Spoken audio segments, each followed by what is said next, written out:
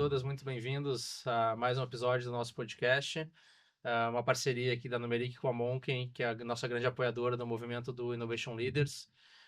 Hoje a gente vai falar de um tema muito relevante que vem surgindo no mercado, que é o tema de Deep Techs. A gente tem aqui dois grandes convidados para conversar um pouco com a gente. Vou introduzir eles já em seguida. Primeiro, uma apresentação. Eu me chamo André, sou sócio e head de projetos de inovação da Numeric.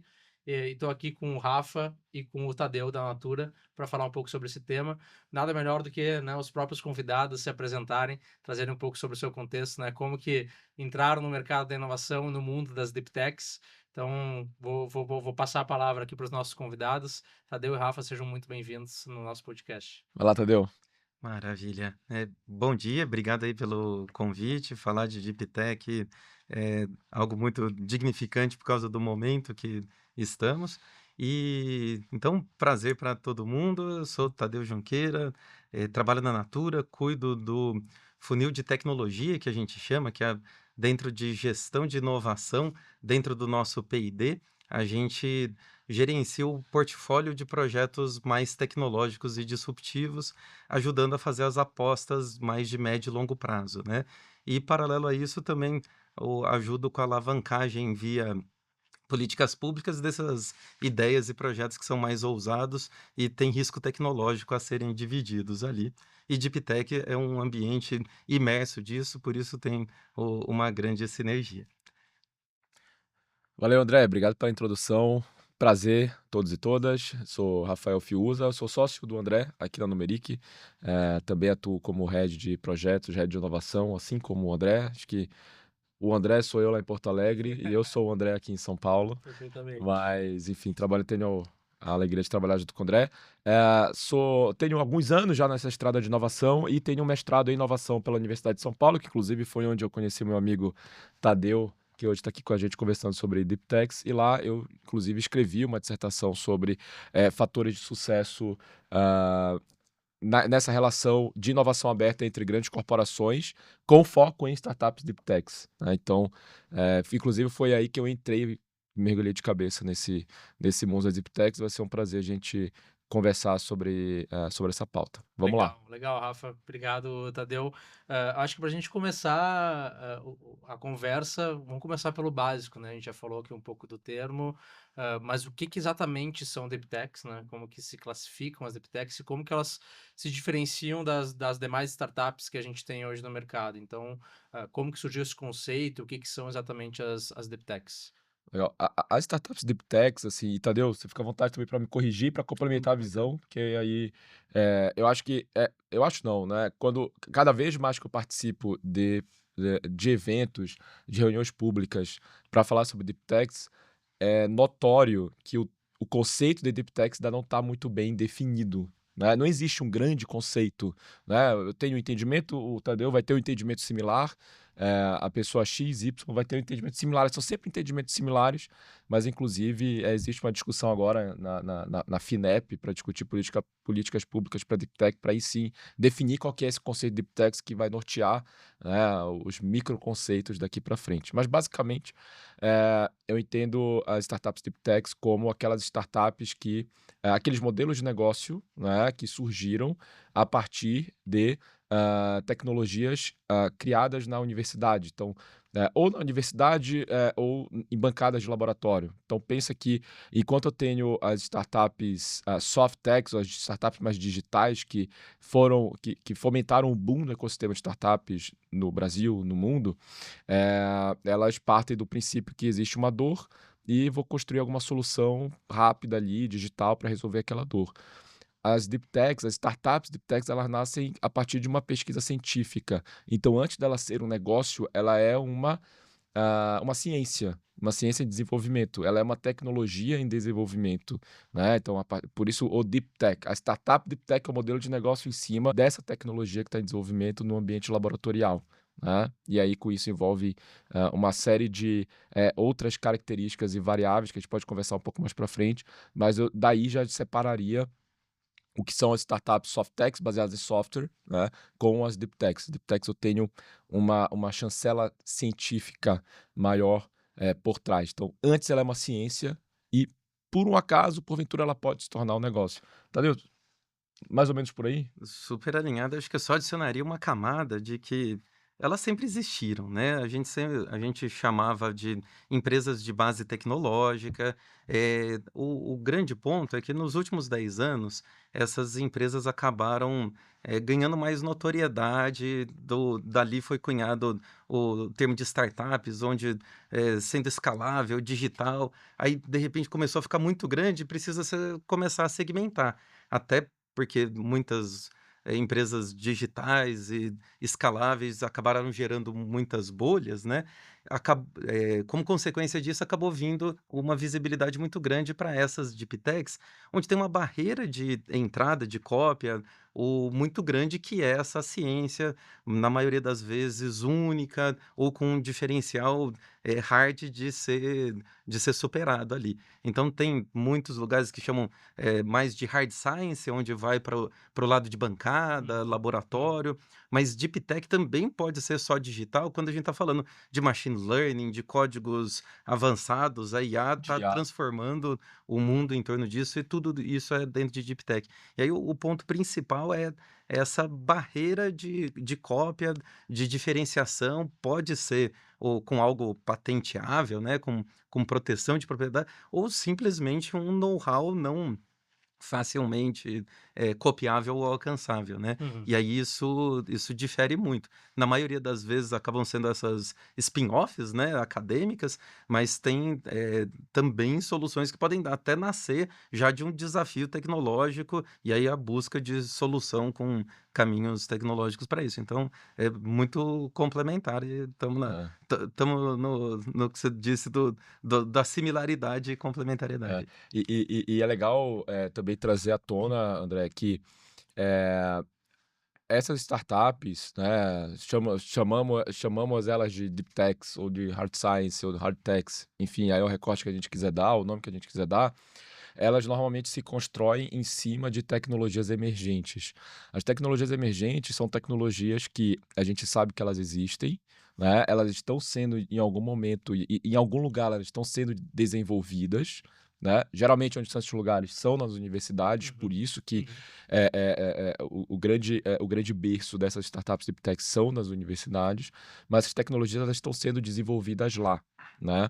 A gente ainda não sabe exatamente quais são os outputs prováveis que essas tecnologias podem, causar nas nossas vidas, e aí digo vidas enquanto sociedade mesmo, mas porque a grande hipótese das tecnologias emergentes é que elas são capazes, inclusive, de transformar o modo pelo qual a gente vive enquanto sociedade, né. Uhum. Então, a IA generativa é uma tecnologia emergente e eu não preciso dizer aqui o quanto ela já transformou o modo pelo qual a gente, a gente trabalha, a gente se comunica, enfim, Perfeito. né.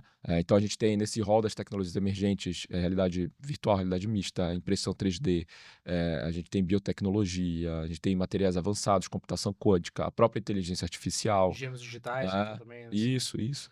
Ah, legal. Então existe um leque de tecnologias emergentes aí e que a gente acha que sabe mais ou menos o que pode trazer, mas, quem está de fato ali construído algo em cima, está pensando em uma escala muito maior. Eu acho que o legal também quando a gente fala nesse conceito que são deep techs, geralmente as deep techs elas já nascem, resolvendo um problema gigantesco, Uhum. né. Até por conta disso, por isso a importância de uma base científica sólida por trás, Sim. porque são problemas gigantescos. E só para fechar aqui, um exemplo prático de uma deep tech que para mim é super contemporânea, né, a gente vai falar de outras, mas, que foi um caso que para mim me deu muita luz e me deu vontade de escrever sobre isso, foi na época da pandemia com a BioNTech e a Pfizer, né, a BioNTech, a startup de biotecnologia, né, por que não chamar de uma deep tech, que desenvolveu a tecnologia do RNA mensageiro lá para combater o vírus da Covid, Perfeitamente. junto com uma grande empresa que foi a Pfizer, Sim. massificou o uso e daí a gente começou, né, o grande programa de vacinação global aí. Então, essencialmente, elas já vêm para resolver um problema, né? Elas surgem para atender uma necessidade e depois vão se avaliando os casos de uso. Seria nessa linha, os potenciais casos de uso ou novos casos de uso para aquela tecnologia. Eu acho que inclusive essa é uma dificuldade, né, Tadeu, assim, nas startups deep techs e nos próprios pesquisadores e pesquisadoras que estão por trás dessa ciência que está se desenvolvendo. Porque no início, na verdade, os acadêmicos e acadêmicas, eles identificam algum gap, por exemplo, né, num determinado segmento teórico, né, e começa a pesquisar, explorar aquilo ali. Não necessariamente aquilo é uma dor de mercado, Uhum, né? uhum, E aí entra uma outra característica de startups, deep techs, que são: eu posso ter uma ciência maravilhosa sendo desenvolvida, uma nova tecnologia sendo desenvolvida na bancada, que academicamente ela funciona, mas quando eu quero fazer essa transição entre universidade e mercado, não necessariamente aquele problema que ela está começando a resolver, ele é um problema de mercado. sim. O que na prática, não necessariamente o mercado vai gerar receita, vai transacionar dinheiro para adquirir aquele serviço ou aquele produto. Tadeu, E acho que você tocou até em um dos grandes pontos que está transformando a nossa academia, né? Porque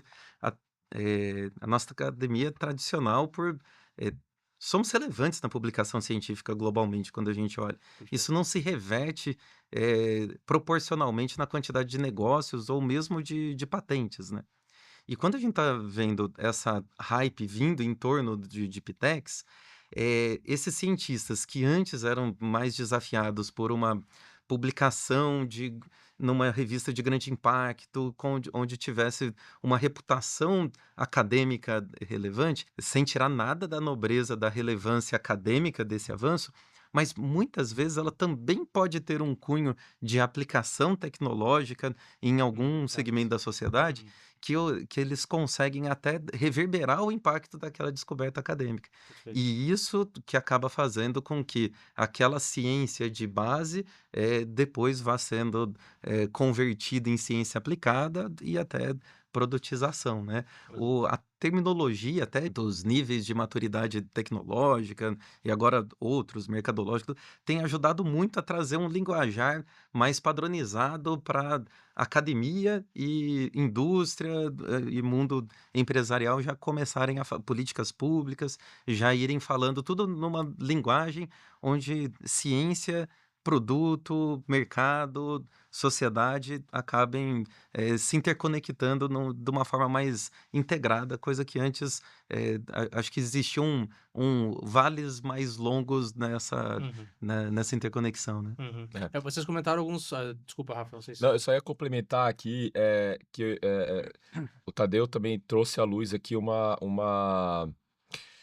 não sei se eu colocaria como uma dor atual que a gente tem nas universidades brasileiras, porque nós somos excelentes em produzir papers e artigos acadêmicos, né? E temos uma educação pública aqui no ensino superior de excelente qualidade.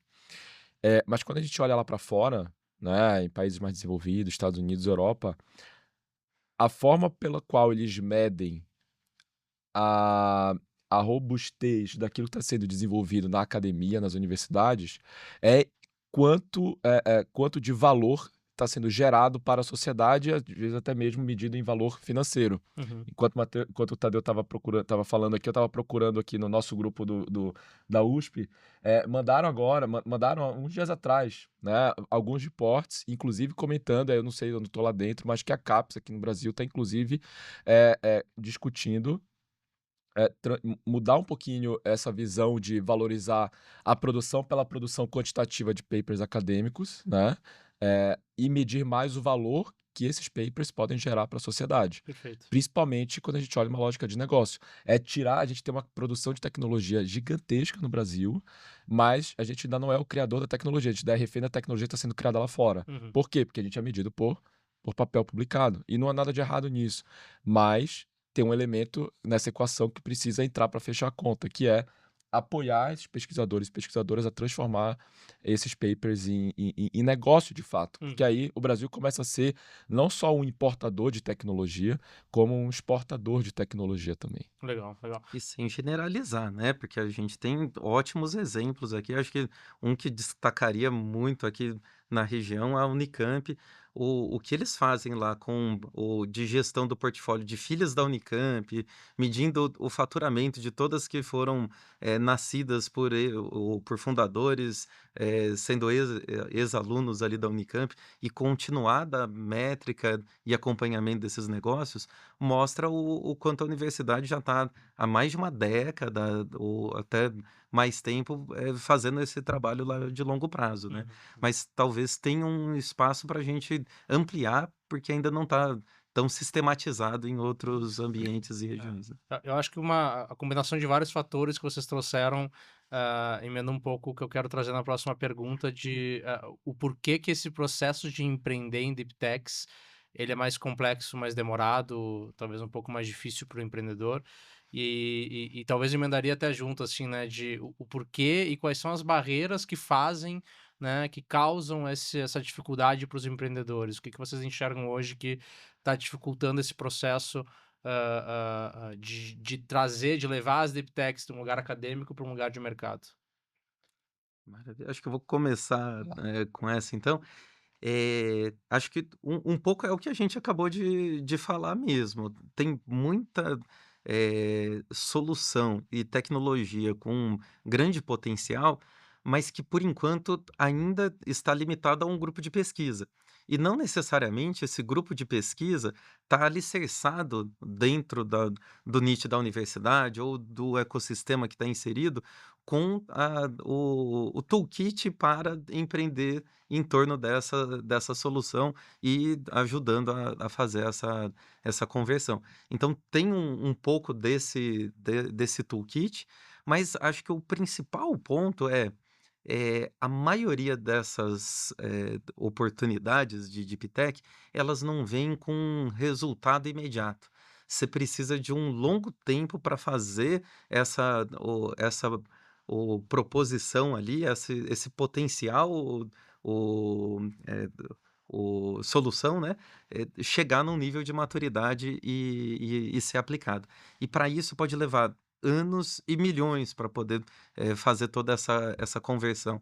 Então o como fazer isso, segmentar todo esse desenvolvimento, até que a gente consiga chegar em algo que seja atrativo mercadologicamente, é um desafio, porque eu preciso conseguir empacotar essa promessa muito bem e conectar com muitos stakeholders que ajudem a patrocinar toda essa curva, que depois talvez a gente até fale um pouco melhor da famosa curva J que a gente tem em torno dessas deep techs, né?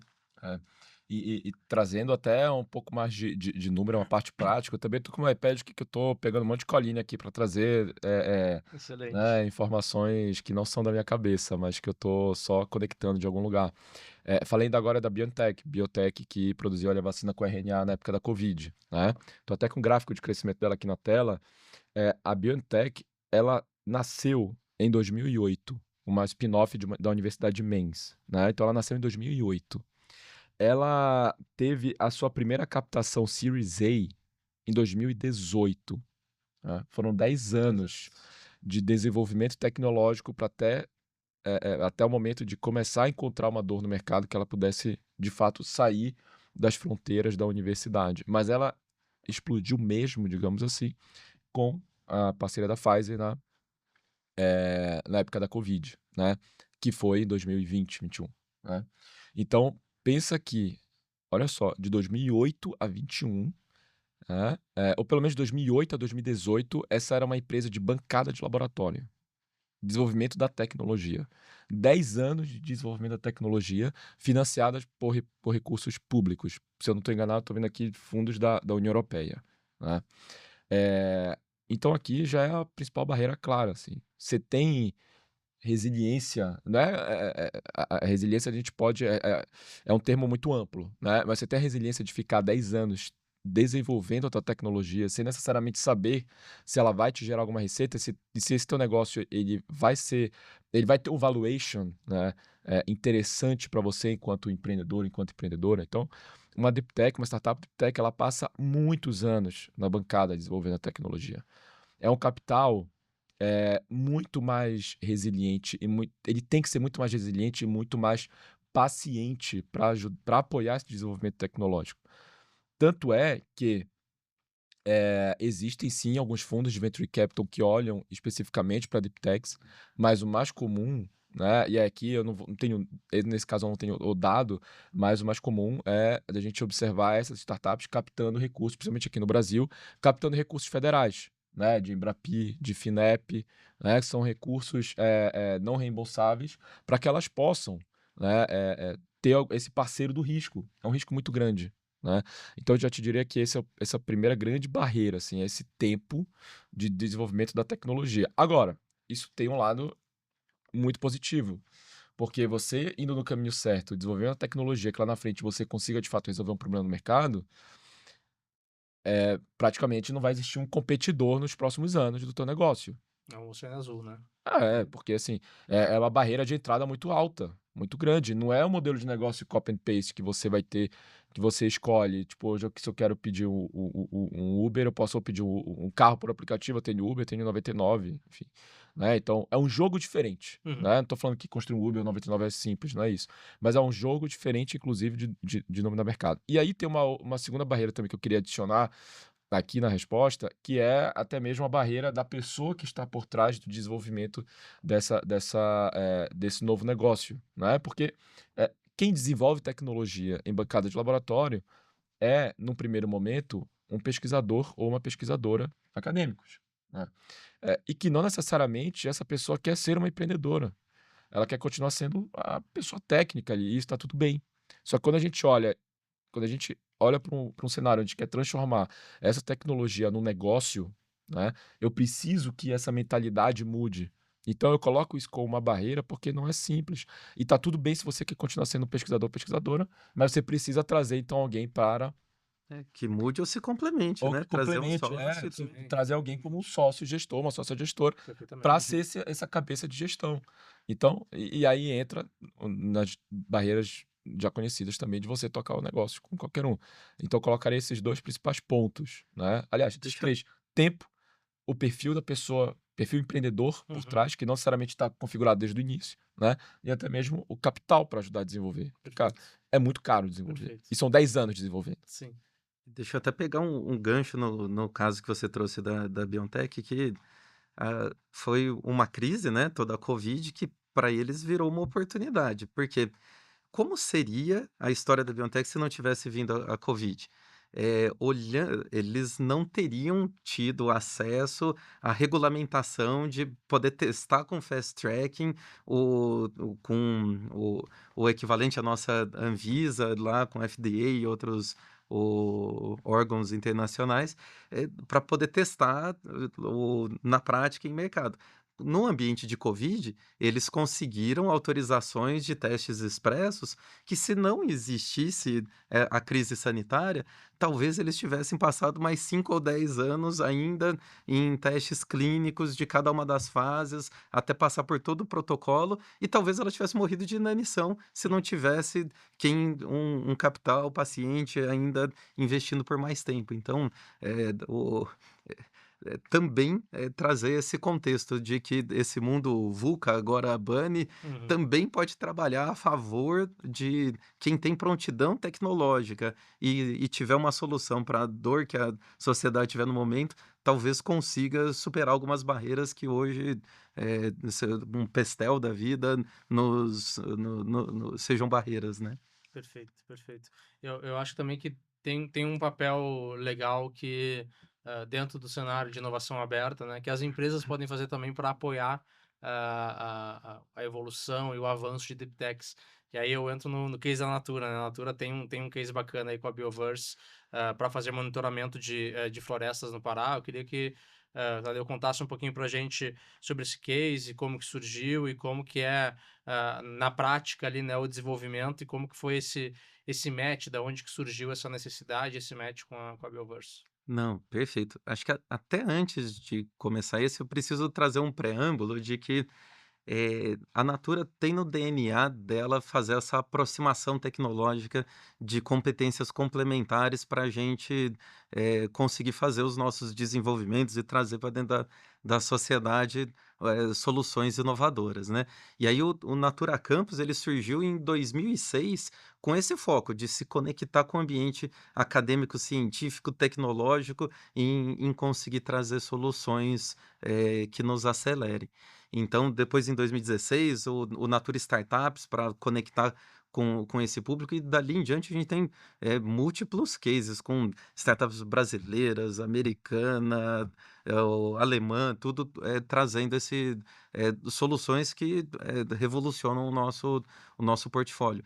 A Bioverse, ela é o case e que a gente ficou muito, muito contente esse ano, porque até conseguiu nos trazer um prêmio que foi ímpar nacionalmente, né? Pela primeira vez, uma empresa brasileira ganhou o Grand Prix de inovação em Cannes, dentro da modalidade de ESG. Então,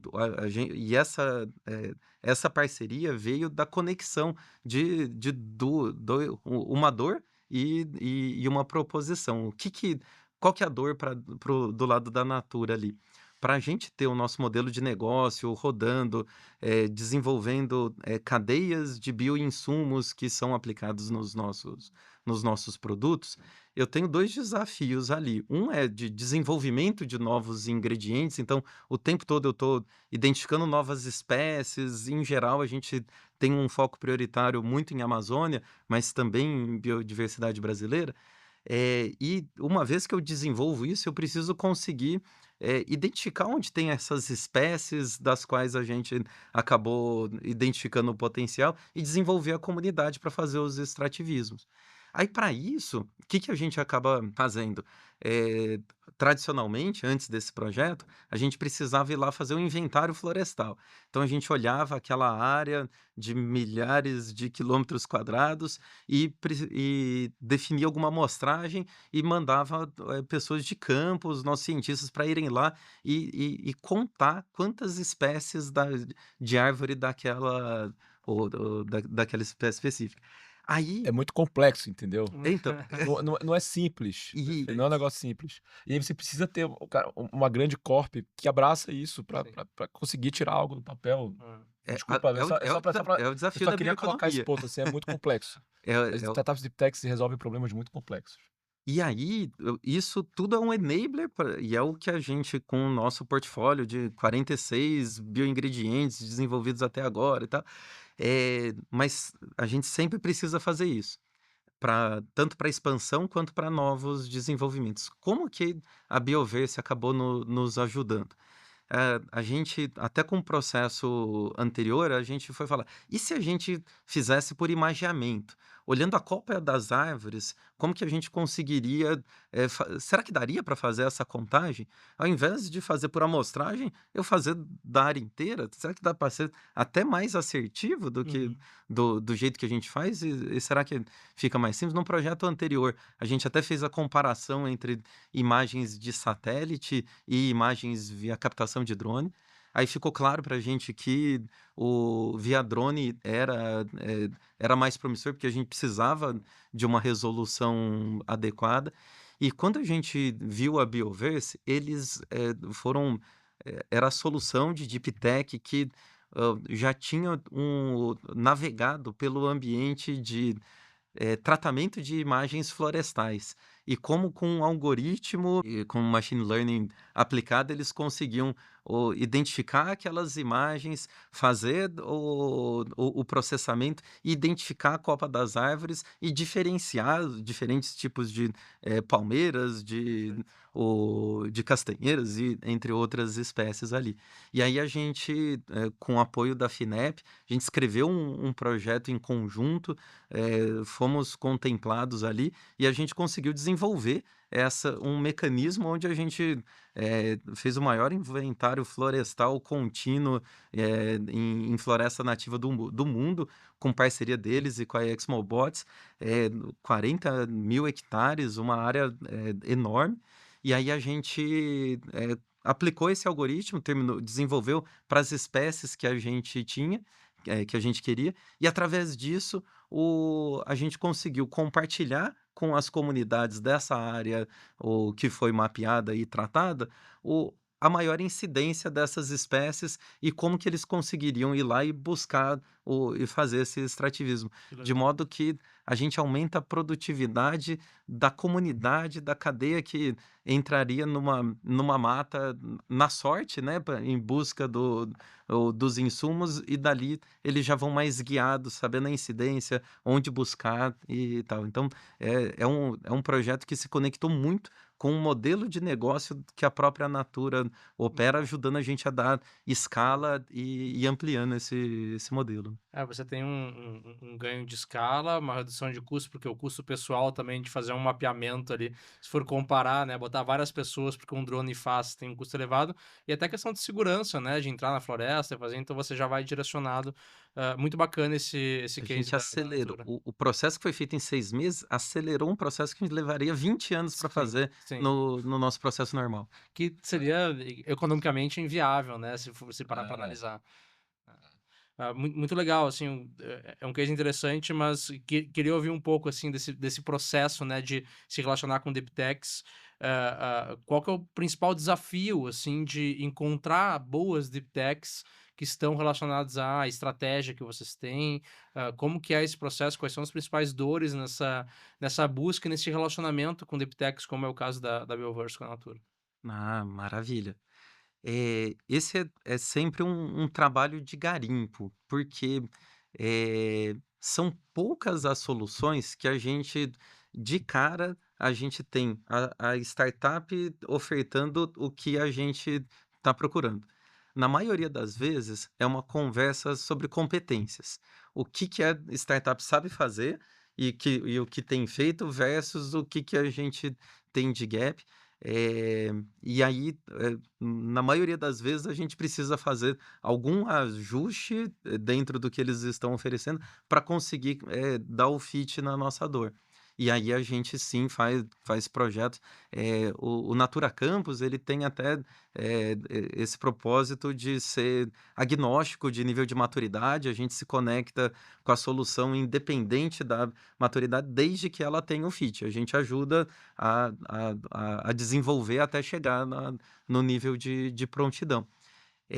Então, o primeiro ponto acaba sendo, essa questão ali do matchmaking em si, e depois o segundo desafio é como que a gente gera valor para as duas partes e sem, que a gente force a grande empresa, né, force a startup a se moldar, virando uma consultoria para a grande empresa. Uhum. Isso é um modo de falha muito recorrente no começo do mundo de startups. Isso aconteceu bastante e é algo que a Natura, amadureceu rápido e preconiza isso. Você Então diz de não fazer com que a startup ela se torne uma consultoria para a grande empresa. isso, De exatamente. blindar a startup disso. É Bli porque isso acaba acontecendo muito, né? e isso então, e Acaba trazendo a isso startup para dentro é e ela uma fica das como preocupações. consultora interna do Exato, P&D, digamos assim, e de ela alguma maneira. acaba perdendo também o seu foco de escala e acaba Isso. atendendo especificamente aquela dor da empresa, né? Então, a gente se preocupa em todo projeto, quando a gente vai montar o escopo,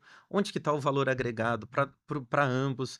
É, todo projeto a gente mapeia os riscos de darem errado, obviamente, mitigação, mas a gente também mapeia os riscos de darem certo e como que vai ser o próximo passo depois disso. Então, por exemplo, no caso com a Bioverse, ficou claro que a Bioverse ela precisa, nadar por conta, pós esse projeto, independente só da Natura. Então, tudo que for de algoritmo que foi desenvolvido era da própria Bioverse. Não tinha como a gente, bloquear isso, trazer para dentro de casa. eh, ou, por outro lado, os dados que foram coletados para aquele nosso projeto e tudo, aí Específico, eles né? ficam, Uhum. já limitados ali à própria Natura. Então, esse tipo de combinado e entender como que a gente se ajuda e sem, moldar excessivamente aquela solução para a empresa para a solução que Uhum. a gente necessita, é sempre um dos cuidados, senão depois, a gente cria uma dependência da empresa para aquela startup que pode ser A perigosa. propriedade intelectual é da startup e os resultados do projeto, obviamente, que são de vocês, né? Então esse cuidado é Acho que esse é importante. até o ponto. A propriedade intelectual, a gente combinou antes, então Uhum. algoritmo é dela. as imagens e dados aquisitados, ambos são propriedade intelectual, Sim, mas de modo que a gente consiga garantir e oxigenar o negócio pós-projeto, né? perfeito. Muito bom. Se eu puder também complementar aqui, André, não diretamente no case da Natura com a Bioverse, mas olhando também de uma forma mais ampla essa questão de desafios, como você bem perguntou, né? E aí como complemento mesmo, assim, e aí desafios olhando para empresas atuantes aqui no Brasil, né? Como a gente falou ainda agora, as universidades são excelentes produtores de papers acadêmicos e a gente, né, e aí sim, generalizando bem, né, a gente tem poucos cases de universidades que de fato apoiam e fazem com que esses papers ou que a pesquisa se transforme em negócio. Então, quando a gente está olhando no cenário onde empresas atuam no Brasil, nem sempre consegue encontrar esse parceiro ideal, essa deep tech ideal aqui. Precisa ir lá para fora, precisa buscar em outros ecossistemas, outras universidades, e as barreiras vão ficando cada vez maiores, né? Só o fato de estar falando com outra geografia já tem uma barreira, por maior que seja a empresa, Uhum. né? O idioma mudou, já é uma barreira, né? Então, tem esse ponto. E o segundo ponto é que ah, ainda os empreendedores acadêmicos que querem transformar a ciência em negócio, eles ainda estão, na sua grande maioria, em níveis de prontidão tecnológica, que é uma das formas de a gente medir o quanto que aquela tecnologia, o quanto que aquela startup está preparada para o mercado, né? Existe uma escala de 1 a 9 de TRLs, que são níveis de prontidão tecnológica. Né? O Tadeu comentou algumas vezes esse termo aqui. Esses TRLs estão baixos. Então, a empresa, a corporação que quer de fato promover negócio com esse público, precisa ter essa mentalidade de eu vou focar se a sinergia, se há sinergia entre os nossos negócios. Foi bem que você comentou. Não estou olhando agora para o teu nível de prontidão, eu te ajudo a desenvolver esse teu nível de prontidão, a API fica contigo, enfim. Então, só que não deixa de ser um desafio. O capital financeiro da grande corporação, ele é menos paciente, né? Uhum. E quer resultado rápido ou no curto, médio prazo. E quando a gente está falando com o Deep Tech, o jogo muda. Então, esse é o desafio. Então, eu às vezes preciso olhar lá para fora, barreira um, né? Dentre as N barreiras. E a outra barreira é você ter esse entendimento de que você não vai encontrar uma prontidão tecnológica alta com muita frequência, né? Você precisa ter essa mentalidade de entender que vai desenvolver e de não transformar em consultoria, de ser muito parceiro de fato desse pesquisador, dessa pesquisadora, Sim. né? De alinhar bem o jogo, né? Se eu puder elencar uma grande frase, e aí trazendo só um pouco da minha dissertação do mestrado aqui, lá do mestrado, onde eu olhei para a inovação aberta com foco em Deep Techs, todas as grandes empresas que eu entrevistei, os representantes falaram que o grande segredo, né, entre aspas, assim, um grande segredo, é ter uma comunicação muito clara, um alinhamento de expectativa prévio muito bem feito com o pesquisador, pesquisadora. Perfeito. Em termos de o que que você, enquanto pesquisador, pesquisadora, pode me entregar e o que que eu posso te entregar enquanto empresa. É isso muito bem feito, porque, putz, são 5 anos, 7 anos, 10 anos desenvolvendo tecnologia. Uhum. Cara, não vai fazer essa pessoa se tornar uma consultora. Não tem nada de errado nisso, mas 99% de certeza que não era isso que o empreendedor gostaria, Perfeito, né. perfeito. Eu acho que no processo de inovação aberta como um todo, né, seja se relacionando com deep techs ou com Claro, startups, isso é muito importante, né? A isso. gente até fala muito sobre desenhar esse processo e ter clareza, dos acordos, né? Definir bem o que que é parte da startup, o que que é parte da empresa, o que que fica com quem que é responsável pelo quê. Acho que isso é essencial para um relacionamento, que gere bons frutos, né? Mas eu Eu vou... quer comentar alguma coisa? só Claro. só trazer uma ponte disso, e essa característica de pesquisador não é só na universidade ou no grupo de pesquisa ali, Uhum. eu também tenho dentro da empresa. Dentro por exemplo, dentro da Natura, com o P&D, a gente tem mais de 500 colaboradores ali. E assim, e se eu quiser que todos tenham uma mentalidade de inovação aberta com capacidade de negociar resultados futuros ali com a startup, isso não vai acontecer. Eu preciso que os cientistas nossos e da universidade Perfeito. tenham as epifanias em conjunto, Claro. e é importante que tenha o ambiente de suporte. Então, dentro da Natura, a gente até tem um fórum de orientação de parcerias, onde todos os pesquisadores que têm uma parceria em potencial para fazer algum projeto de pesquisa ou de desenvolvimento de aplicação, eles conseguem nos consultar, e aí a gente tem orientação de modelo de negócio, legal ali com o jurídico trazendo propriedade intelectual, direitos, obrigações, o que for, acesso a patrimônio genético, biodiversidade, todas as complexidades que tendem a surgir dentro de um projeto lá, aí a gente já consegue tutoriar no momento embrionário da formação Excelente. dessa parceria. E acredito que esse é um dos grandes veículos de sucesso que a gente acaba conseguindo trazer para essa interconexão depois gerar o sucesso lá na frente, né? A inovação aberta com Deep Techs, ela está muito mais ligada ao P&D da empresa do que às áreas de negócio, que é onde a Com gente vê certeza. no processo, digamos, tradicional da inovação aberta, Uhum, né? uhum. Onde as áreas de negócio têm uma dor de venda, tem uma dor no financeiro, tem uma dor no RH, a gente busca uma startup. Com Deep Techs é mais do P&D. Uhum. Então, essa é a grande persona, né, na grande empresa que precisa querer fazer isso acontecer, né? E abraçar de fato as ideias que vêm de fora. Então, é uma inovação muito mais no PD, é outro público, Legal. né? E é um Adicionaria isso público que como. até entende, talvez mais também, esse processo mais demorado de Perfeito, desenvolvimento. isso é uma vantagem, É por uma exemplo. vantagem, É, né? É uma Sim, sim. vantagem, né? porque Mas acho que o Tadeu é a melhor pessoa para confirmar. não, até porque essa mesma curva J que ocorre dentro a segunda vez que eu falo curva J e não explico, que acaba sendo o momento da curva J é a parte deficitária da operação, onde eu preciso fazer muito mais investimentos antes de ter o setor nos alcançar o break-even e ter a operação saudável ali da empresa. E nas Deep Techs, essa barriga da curva J acaba sendo mais saliente, digamos, porque ela dura mais Mais tempo tempo. e os investimentos costumam ser maiores. E por estar dentro de um ambiente de P&D, a gente vivencia isso também dentro da corporação.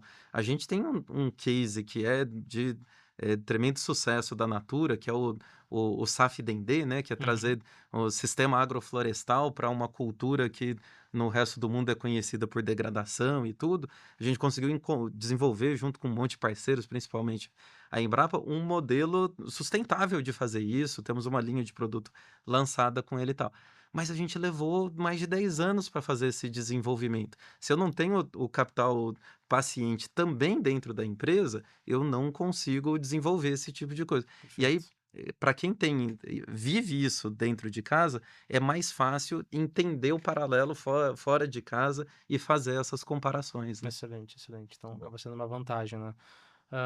Eu queria voltar um pouco, né? A gente falou lá no início, vocês foram trazendo um pouco sobre o potencial que a gente tem, porque no Brasil a gente tem muitos artigos, a gente tem muita tecnologia, muitos, enfim, muita pesquisa sobre tecnologia, pesquisa tecnológica, né? Muitos pesquisadores.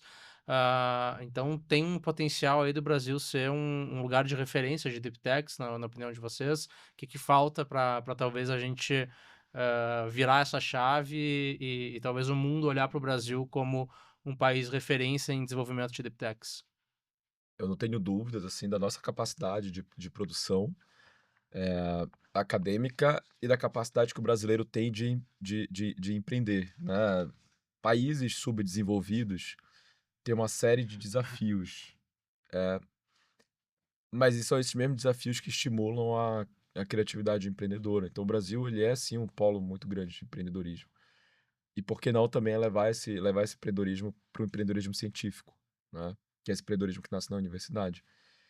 E eu acho que talvez eu corra o risco de ser simplório aqui na minha fala, mas eu acho que a gente mudando a forma pela qual a gente engaja esses pesquisadores dentro da universidade, se a gente começa a mostrar que o caminho do mercado é um caminho factível para eles, né, a gente começa a falar mais sobre isso, mais esse tema vai ficar pipocando, digamos assim, como uma possibilidade.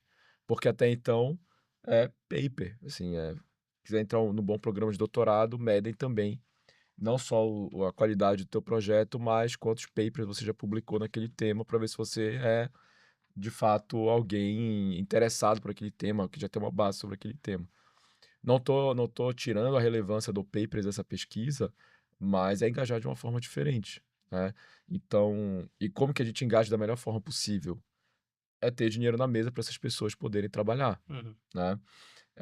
Até mesmo aqui na Numeric, a gente está tocando um projeto junto ao Senai Rio Grande do Sul, que está atuando como centro de competência em Embrapi, chamado Programa Base de Iptex, justamente com o foco de entregar uma capacitação de negócios para esses pesquisadores e pesquisadoras, enquanto que o próprio centro de competência, lá o CEDRA, que é vinculado ao Senai do Rio Grande do Sul, eles disponibilizaram, se não estou enganado, 28, 29 bolsas, com valores muito interessantes para mestres e doutores poderem, de fato, ter aonde ter um subsídio para desenvolver Um a apoio para tecnologia, o apoio. conseguir, fazer esse Exato. desenvolvimento. E há uma discussão em voga agora, assim, na FINEP, discussão de políticas públicas para a Deep Tech, principalmente para facilitar ainda mais a liberação de verbas, de recursos federais. Tem recurso federal para essa turma usar.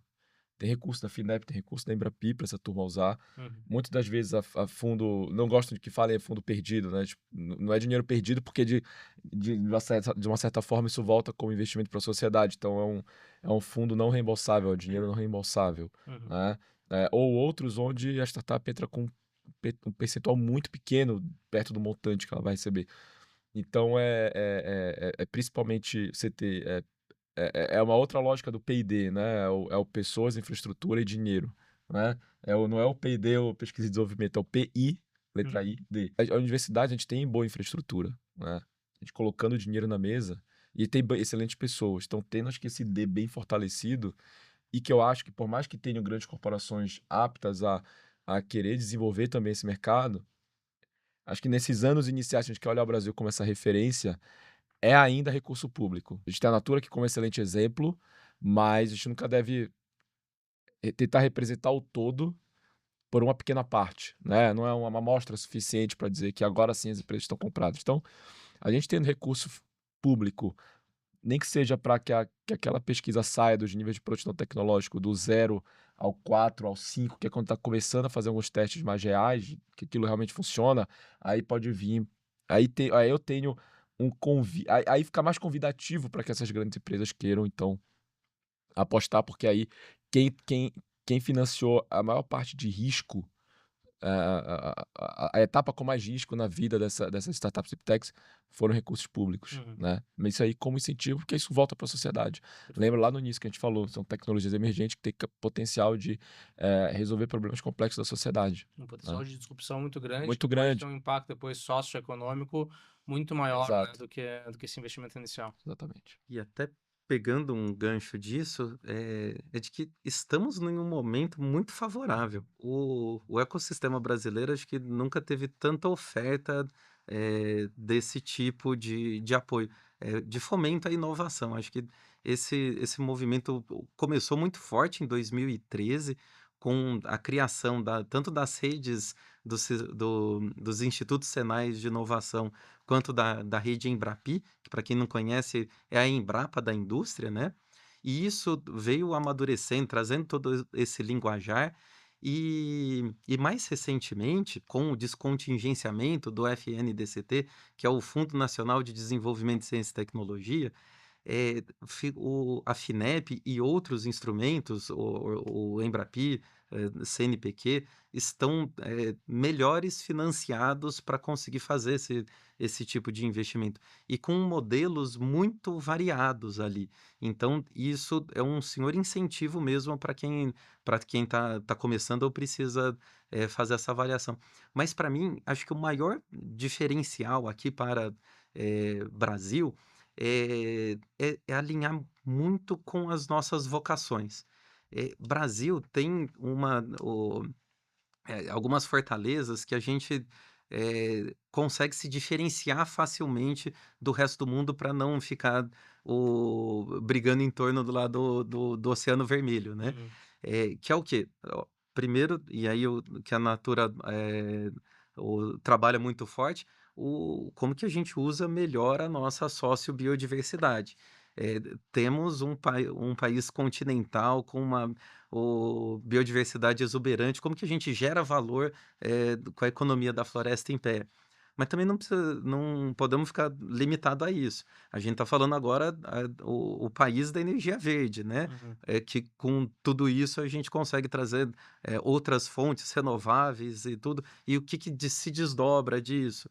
Ah, não só coisas sustentáveis, mas também que geram valor às terras raras.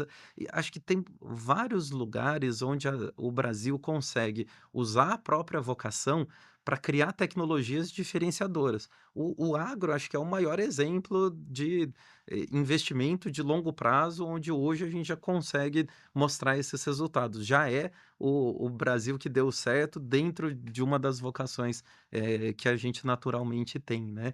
Então, acho que isso é um ponto. E a última característica que eu acho que o brasileiro tem como cultura e é diferenciado, também lá no mestrado eu escrevi um artigo falando sobre, bootstrapping, né, que Uhum. acaba, fora do Brasil, é uma terminologia muito utilizada para a gente falar para uma startup em fase inicial, o como que eu evito, ao máximo, pegar um investimento externo, porque às vezes eu vou ter esse primeiro investimento, minha startup ainda não vale muita coisa, por muito pouco dinheiro ele já vai ficar dono de uma parcela relevante, né. E aí isso, vai trazendo, diversos problemas para o negócio lá na frente. Então, fora do Brasil estimulam esse bootstrapping, de ir esticando, fazer, com o mínimo de recurso e dão aulas sobre bootstrapping para empreendedores. De como Aqui usar no os Bra recursos próprios e não Isso. precisar de terceiros, né? E aqui no Brasil é mais do que isso, é como fazer muito com pouco. Uhum. Uhum. E lá precisa ser ensinado. Aqui, culturalmente no Brasil, isso já é nativo nosso. Uhum. Então, para esse tipo de solução de Epitec, onde eu já preciso conseguir agregar muito valor pelo longo tempo com recursos escassos, o brasileiro já está culturalmente abastecido desse repertório para conseguir fazer esse tipo de desenvolvimento. E acho que é um dos diferenciais que a gente não deveria subestimar e incentivar como para Perfeito. esse mundo de deep tech, como que a gente faz mais e melhor.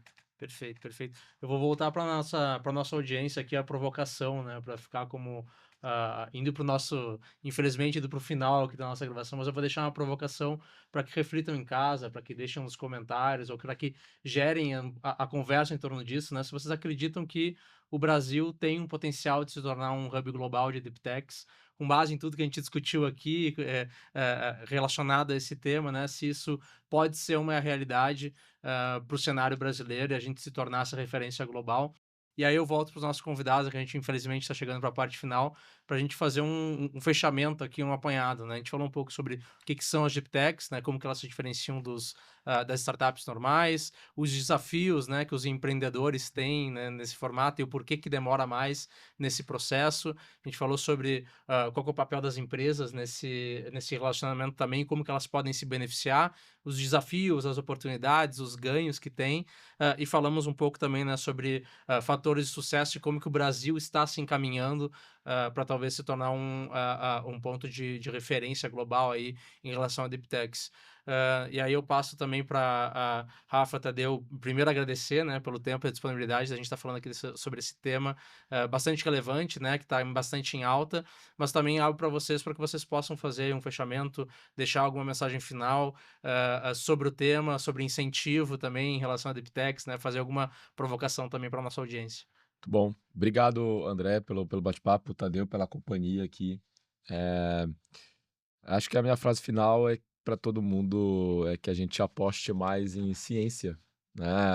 A ciência, ela tem de fato um potencial de transformar a nossa vida, né? Sobretudo a vida das classes inferiores, das classes mais pobres. Logo quando começou o hype da IA, eu li um artigo do Bill Gates, onde ele comparava o nascimento da IA, né, com o nascimento da internet, da IA generativa, né? E de novo, a IA já é uma tecnologia que a gente já fala há muitos anos. A IA generativa como tech emergente veio à tona em 2023, se eu não me engano. 2022, final de 22, 23 ali, né? Que foi quando todo mundo começou a usar. E, e tudo bem que o Bill Gates, ele é um investidor por trás, principalmente da OpenAI, então é um papel dele também estimular ainda que as pessoas queiram utilizar a inteligência artificial. Mas enquanto a gente está aqui se relacionando com softwares baseados em LLMs, conversando com o ChatGPT, conversando com o Gemini, montando uma apresentação no Gamma App, montando um site com vibe code no Lovable, por exemplo. Existem essas figuras como o Bill Gates, como e que pode ser representado também por grandes centros de pesquisa que estão pensando assim, cara, como eu posso fazer com que a inteligência artificial ela me ajude a criar medicamentos ou tratamentos medicinais hiperpersonalizados para o André, para o Tadeu, para o Rafael. Inclusive, essa foi uma pauta que a Amy Webb trouxe no SXSW, não sei se foi esse ano ou no ano passado, da inteligência. Eu não lembro qual foi o termo que ela usou, mas a inteligência, é como se fosse uma inteligência artificial do nosso organismo. Né? Então, o meu organismo tem necessidade diferente do de vocês. Então, como eu uso essas tech emergentes para resolver problemas que estão na base da pirâmide, né? Será que a impressão 3D como tech emergente ela é capaz de reduzir a fome no mundo?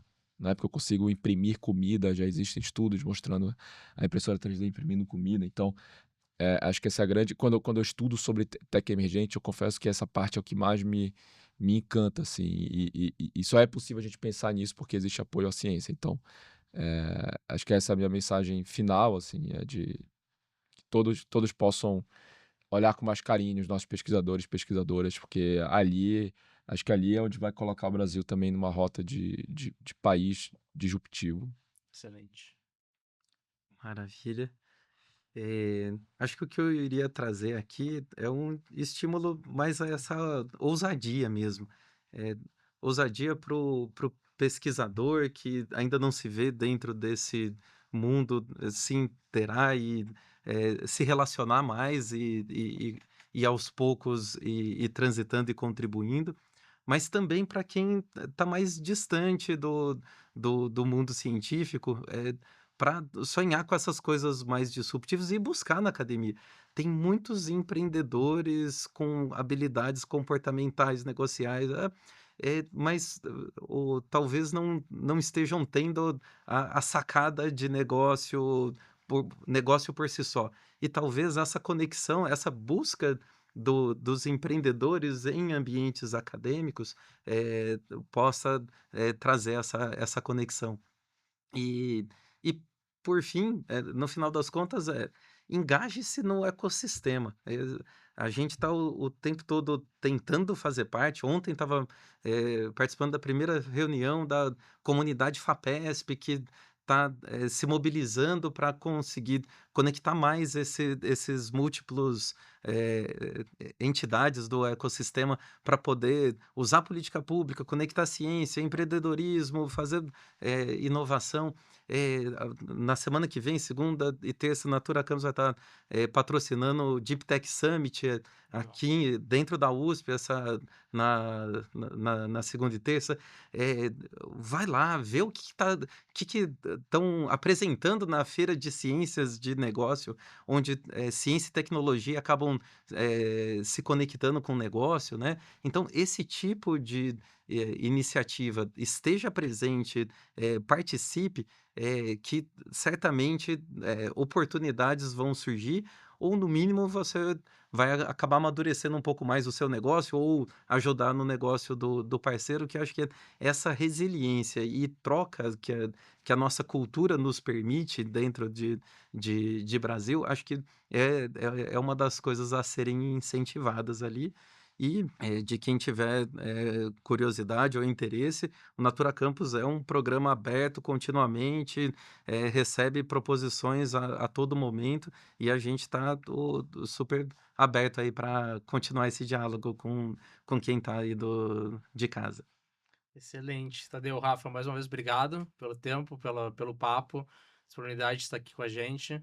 Ao público de casa, agradeço pela audiência. A gente encerra o nosso episódio por aqui e fica o convite aí para um próximo episódio para continuar a nossa audiência.